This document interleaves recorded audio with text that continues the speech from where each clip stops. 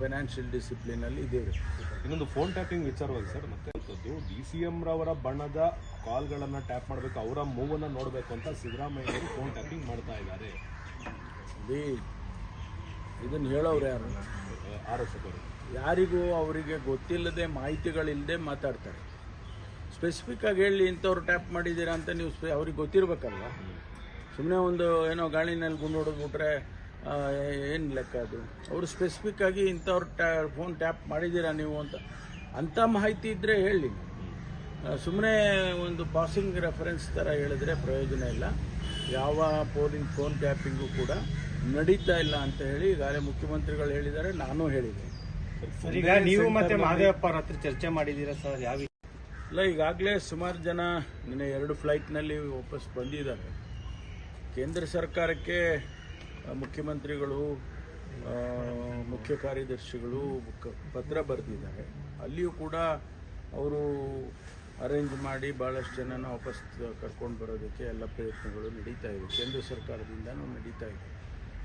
ಈ ಮಧ್ಯೆ ಇಲ್ಲಿಂದ ಕೆಲವು ಫ್ಲೈಟ್ಸನ್ನು ಕರೆಸ್ಕೊಳ್ಳೋದಕ್ಕೆ ಪ್ರಯತ್ನ ಮಾಡ್ತಾ ಇದ್ದಾರೆ. ಆ್ಯಕ್ಚುಲಾಗಿ ಹೇಳಬೇಕಂದ್ರೆ ಭಾರತೀಯರು ಭಾಳ ಹೆಚ್ಚಿನ ಸಂಖ್ಯೆಯಲ್ಲಿ UAEನಲ್ಲಿದ್ದಾರೆ. ಮೋರ್ ದೆನ್ 10 ಮಿಲಿಯನ್ ಅಂತ ಒಂದು ಅಂದಾಜು ಮಾಡಿದ್ದಾರೆ. ಅವರೆಲ್ಲ ಕೆಲಸಗಳಿಗೆ ಹೋಗಿರೋ ಭಾಳ ವರ್ಷಗಳಿಂದ ಅಲ್ಲೆಲ್ಲ ಇರ್ತಕ್ಕಂಥವ್ರು.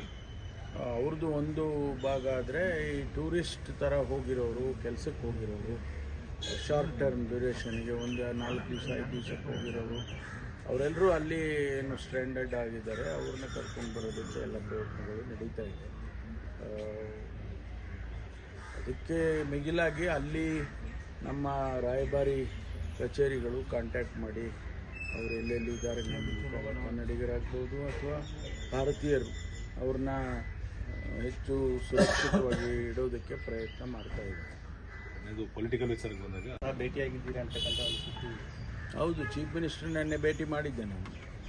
ಭೇಟಿ ಮಾಡಿ ನಮಗೆ ನಮ್ಮ ಇಲಾಖೆಯು ಕೆಲವು ಬಡ್ಜೆಟ್ಟಿಗೆ ಸೇರಿಸ್ಕೊಳ್ಬೇಕು ಅಂತೇಳಿ, ಆಮೇಲೆ ನಮ್ಮ ತುಮಕೂರು ಜಿಲ್ಲೆಗೂ ಕೂಡ ಕೆಲವು ನಾನು ಏನು ಬೇಡಿಕೆ ಇಟ್ಟಿದ್ದೆ ಅದನ್ನು ಬಡ್ಜೆಟ್ ಸ್ಪೀಚಲ್ಲಿ ತರಬೇಕು ಅಂತ ಹೇಳಿ ನಾನು ಅವ್ರಿಗೆ ಕೇಳಕ್ಕೆ ಹೋಗಿದ್ದೆ.